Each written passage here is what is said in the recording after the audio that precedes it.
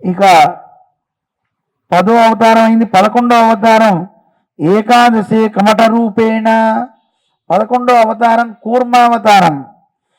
దేవతలందరూ కూడా అమృతం కావాలి, వాళ్ళు అమృతం కావాలంటే పాల సముద్రాన్ని చిలకమని భగవంతుడు చెప్పాడు. వారంతా పాల సముద్రం మదించాలి, మందరాచలాన్ని తీసుకురావడానికి వెళ్ళారు. వాళ్ళ వల్ల కాల, అందరూ ఎత్తితే వాళ్ళ మీద పడి చాలామంది చనిపోయారు. అప్పుడు పరమాత్మను ప్రార్థిస్తే పరమాత్మ గరుత్మంతుడి మీద వచ్చి ఆ పర్వతాన్ని అలా తీసుకుని గరుత్మంతుడి మీద పెట్టి దాన్ని పాల సముద్రంలో వేశాడు. ఆ తర్వాత దేవతలు దానవులు అందరూ కలిసి పాల సముద్రాన్ని మథనం చేస్తుంటే ఆ పర్వతం కాస్త మునిగిపోతుంది. అది మునక్కుండా ఉండడం కోసమని పెద్ద కమట రూపాన్ని, అంటే తాబేలు కూర్మావతారాన్ని ధరించాడు స్వామి. అలా కూర్మ రూప అవతారం మనకి 11వ అవతారం. మరి పాల సముద్రాన్ని చిలుగుతూ ఉంటే చాలా చాలా వచ్చినాయి అందులో. కానీ వీళ్ళకి కావాల్సింది ఏమిటి? అందరూ ఆరోగ్యంతో ఉండాలా వద్దా? అందుకని ఒక అమృత కలశం తీసుకుని ఒక మహానుభావుడు వచ్చాడు. ఆయనకే పేరు ధాన్వంతరం ద్వాదశం. 12వ రూపంతో ధన్వంతరిగా పరమాత్మ అవతరించాడు అమృత కలశాన్ని తీసుకుని. ఇలా ధన్వంతరి అవతారం అయింది. ఆ తర్వాత సాక్షాత్తు పరంధాముడు 13వ అవతారంగా మోహిని రూపాన్ని ధరించి అమృతాన్ని దేవతలకు మాత్రమే దక్కేలా చేశాడు. ఈ మోహిని అవతారం చాలా చమత్కారం అండి. పరమశివుడు ఆ రోజు లేట్ అండి. మోహిని అవతారం చాలా అందంగా ఉందట, విష్ణుమూర్తి ధరించాడని చెప్పి పార్వతీదేవిని తీసుకుని వెళ్ళి అడిగాట, స్వామి ఒక్కసారి అవతారం ఏమో చూపబోయా అని. పరమశివుడు అడిగితే చెప్పాట, నారాయణ వద్దా, చూడకూడదు, నువ్వు వద్దు అన్నాడు. నేనేం చెల్లించను, నేను చాలా ఇంద్రియ నిగ్రహం కలిగిన వాడిని. పార్వతీదేవే నా మీద ప్రేమ కలిగేలా మన్మధుడు బాణం వేస్తేనే తిప్పి కొట్టిన వాడిని, ఏం పర్వాలేదన్నాడు. వద్దయ్యా, నేను చూస్తానయ్యా, చూసేసి వెళ్ళిపోతా అన్నాడు. ఇలా మాట్లాడుతూనే ఉన్నాడు. ఒక ఆవిడ వచ్చింది అక్కడ, అందమైన ఆవిడ బంతి పట్టుకుని ఆడుతూ వచ్చింది. వడ్డాణం నడువు దగ్గర అలా ఉంది. జాలువారి చాలా అందమైనటువంటి స్త్రీ, చక్కని పలువరసలతో ఆవిడ అలా వెళ్తుంటే చూశాడు. ఆ సుగంధం, ఆవిడ స్త్రీ యొక్క రూపం చూడగానే పార్వతీదేవి చేయి పట్టుకున్న విదిల్చి మరి ఆయన వెనక పరిగెత్తేట. ఆగొస్తున్నా అని పరిగెత్తేట. విష్ణు మాయని ఎవరు దాటగలరండి? అలా ఆఖరికి ఆవిడ పట్టుకునే ప్రయత్నం చేసి పట్టుకున్నాక పక్కపక్క నవ్వేట విష్ణువు. నవ్వగానే అప్పుడు తెలుసుకున్నట్ట, ఓ నువ్వా నాయన పరంధామా అని. అంటే నాయన నేను ముందే చెప్పా కదా వద్దని, విన్నావా? నేను చూస్తాను, పోనీ ఇంకేమన్నా చెల్లించను కాక చెల్లించనన్నా, ఏమైంది ఇప్పుడు? అయినా నన్ను నువ్వు కాక ఎవరు తెలుసుకోగలరా? అందరూ తెలుసుకోలేరులే. ఎవరండి విష్ణు అంటే? పరమశివుడికి తాతగారు, బ్రహ్మగారి యొక్క కుమారుడు పరమశివుడు. మనకి భాగవతం చెప్తాను, నాభి కమలం నుంచి బ్రహ్మ వస్తే బ్రహ్మ లలాటం నుంచి రుద్రుడు వచ్చాడు. ఎవరికైనా సహజంగా మనవాళ్ళకి కానీ కొడుకులకు కానీ తండ్రిని తాతను చూస్తే అనిపిస్తుంది, ఇదెంత తాత, నీకెందుకు తాత అంటారు కదా. మరి ఈయన సామాన్యుడు, ఆయన పరాక్రమం చూపించాడు అనమాట. ఇలా ఒక్కొక్క అవతారం.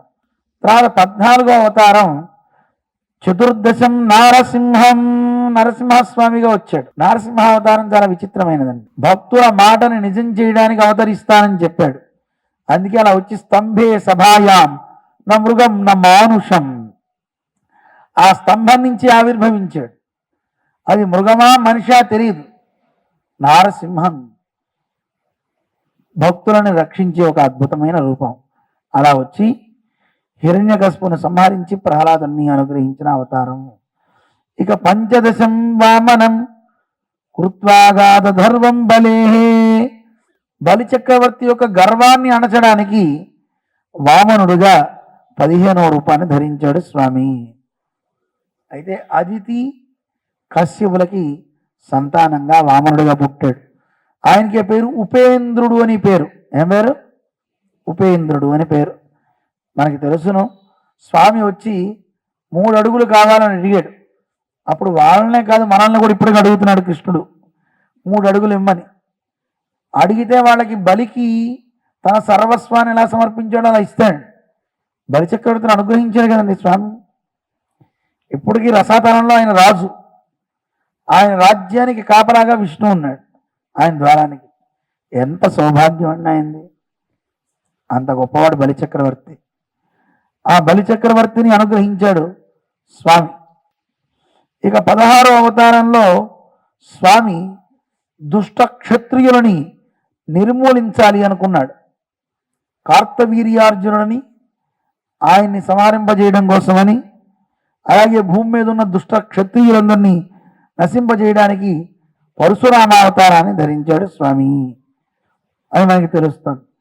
ఇక 17వ అవతారం పరాశర మహర్షికి సత్యవతికి వ్యాస భగవానుడుగా సాక్షాత్తు విష్ణువు అవతరించాడు అని, ఆ వ్యాస భగవానుడే పురాణాలన్నింటినీ అనుగ్రహించాడు. ఇలా అయిన తర్వాత 18వ అవతారం నరదేవత్వమాపన్న సురకార్య చికీర్షయ. దేవతలందరూ కోరాట, స్వామి నువ్వు నరుడుగా పుడితే రావణాసుడిని వధించవచ్చు. ఎందుకంటే రావణాసుడు బ్రహ్మని గురించి తపస్సు చేసి నాకు మరణం లేకుండా వరం ఇవ్వమన్నట్టు. అలా కుదరదయా, దేని నుంచో కోరుకో అంటే అప్పుడు అన్ని కోరుకుంటూ మానవుణ్ణి వదిలేసేట, కోతిని వదిలేసేట. ఏమయ్యా నరుణ్ణి వానరుణ్ణి ఎందుకు వదిలేసావు? అవన్నీ వానరానికి చెప్పల చిత్తం ఓ చోటది కూర్చోదు, అది వేస్ట్. ఇక నరుడు అంటారా, వాడికి ఏదన్నా ఇస్తా అని ఆశ చూపిస్తే వాడు తోకొప్పుకుంటూ కూర్చునే వ్యక్తి, వాడు నన్ను ఏం చేస్తాడు అని నరుణ్ణి వానరాన్ని రెండింటినీ హేళన చేసినందుకు వాడికి నరుడు రూపంలోనే మరణం తథ్యమని అనుకుని దేవతలందరూ కూడా పరమాత్మని ప్రార్థించారు నరుడుగా రమ్మని. అప్పుడు స్వామి నరుడుగా అవతరించాడు, శ్రీరామచంద్రుడిగా. ఓ సీతారామచంద్ర మహారాజుకి. వచ్చి ఏం చేశాడు ఆయన? సముద్ర నిగ్రహాదీని చక్రే వీర్యాన్యుతపరం. సముద్రం యొక్క పరాక్రమాన్ని కూడా అడ్డి దాని మీద సేతు నిర్మాణం చేశాడు. అలాంటి గొప్ప పరాక్రమం అండి రామావతారాన్ని 18 చెప్పారు. ఇక 19, 20 అవతారాల్లో రామకృష్ణామితి భువోహో, రామకృష్ణుడిగా అవతరించి భూభారాన్ని తగ్గించారు. 20 అవతారాలైనప్పటికీ.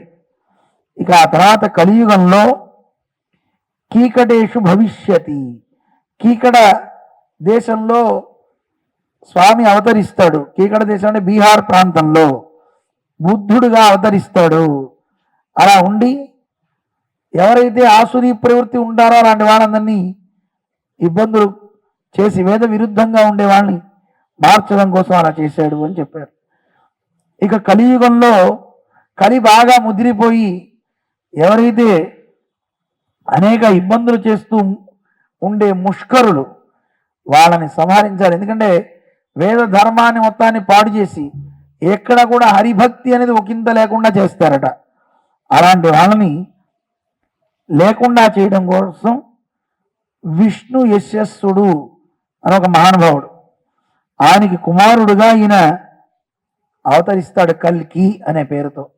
వచ్చి దుష్టులందరినీ సంహరిస్తాడు అని 21 అవతారాల గురించి మనకి తెలియజేశారు. అలాగే కేవలం ఇవే కావండి 21 అవతారాలు అనుకుంటారేమో. విష్ణువు కానిదేదండి? ఋషయ, మనవ, దేవా, మనుపుత్ర, మహోజస. పరమాత్మ యొక్క స్వరూపం ఋషులందరూ తానే అయ్యాడు, మనువులు తానే, దేవతలు తానే, అన్ని కూడా హరేరేవ కళా సర్వే. అందరూ కూడా హరి యొక్క రూపాలే, అందరూ హరి యొక్క కళలు మాత్రమే. చూడండి, ఒక చిన్న మాట గుర్తించండి. పరమాత్మ ఈ లోకంలో అవతరిస్తాడంటే కొన్ని పనులు చేయడం కోసం ఈ భూమి మీద అవతరిస్తాడు. తాత్కాలికంగా కొంతకాలమే. అలా అవతరించేటప్పుడు ఆవేశ అవతారాలు అంటారు. ఏమంటారు? ఆవేశం. ఇప్పుడు ఏదైనా చిన్న పని మీతో చేయించాలని అనుకున్నాడు అనుకోండి, మీలో ఆవహిస్తాడు, అది ఆవేశము అంటారు. ఏమంటారు? ఆవేశం. ఒక గంట సేపు మీతో ఏదో నృత్యం చేయించి ఒక చిన్న మాట చెప్పించాలనుకుంటాడు, అది ఆవేశ అవతారం. శక్తి అవతారం అని కొన్ని ఉంటాయి.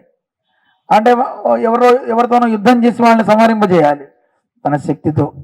ఇలా తన అంశని, తన శక్తిని అలా ప్రయోగింపజేసి కొన్ని కొన్ని రూపాలు అలా ధరిస్తూ ఉంటాడు.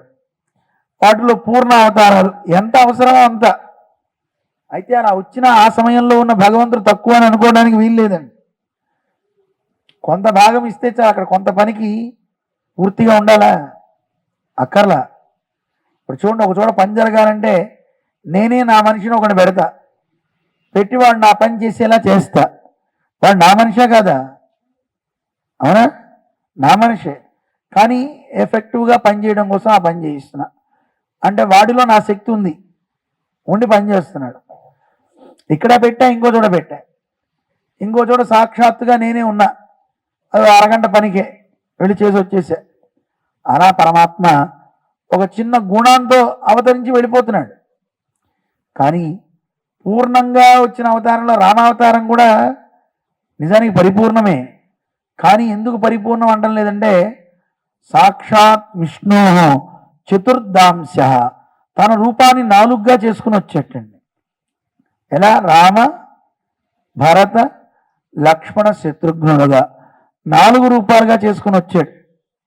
4 కలిస్తే పరిపూర్ణమే, కానీ 4గా చేసుకుని వచ్చాడు. కానీ కృష్ణావతారం అలా షేర్ చేయలేదండి. మొత్తం తన శాత్మ్య రూపంతో దిగి వచ్చేసాడు. 6 గుణాలతో ఉన్న ఆ సర్వేశ్వరుడు పరంధాముడు పరిపూర్ణంగా దిగి వచ్చాడు గనక కృష్ణస్తు భగవాన్ స్వయం. కృష్ణస్తు భగవాన్ స్వయం అనగానే కొంతమంది ఏం చేస్తున్నారంటే, కృష్ణుడే ఈ లోకాలన్నింటినీ, ఈయనే నారాయణుడు కూడా ఈయనలోంచే వచ్చాడు, అన్ని అవతారాలు కృష్ణుడిలోంచే వచ్చాయని చెప్తున్నారు. అలా కాదు. కృష్ణుడు మిగతా అవతారాల తర్వాత కదా వచ్చింది. ఆ నారాయణుడు వైకుంఠంలో ఉండే పరవాసు దేవుడు అంటారు. ఏమంటారు? పరవాసు దేవుడు. ఆ పరవాసు దేవుడు పరిపూర్ణంగా తనలో ఉన్న గుణాలన్నింటినీ తీసుకుని వచ్చినటువంటి అవతారం ఇది కృష్ణావతారం. కృష్ణస్తు భగవాన్ స్వయం అంటే అర్థం ఏంటి? సాక్షాత్తు ఆ పరంధాముడే ఇలా వచ్చాడు. ఏతేచ అంశకళా పుంస, మిగతా వాళ్ళంతా కూడా పుంస, పరంధాముని యొక్క అంశలే మిగతా వాళ్ళందరూ కూడా. ఎవరు? ఆ పరవాసుదేవుని యొక్క అంశలే మిగతా వాళ్ళంతాను అని చెప్పడం.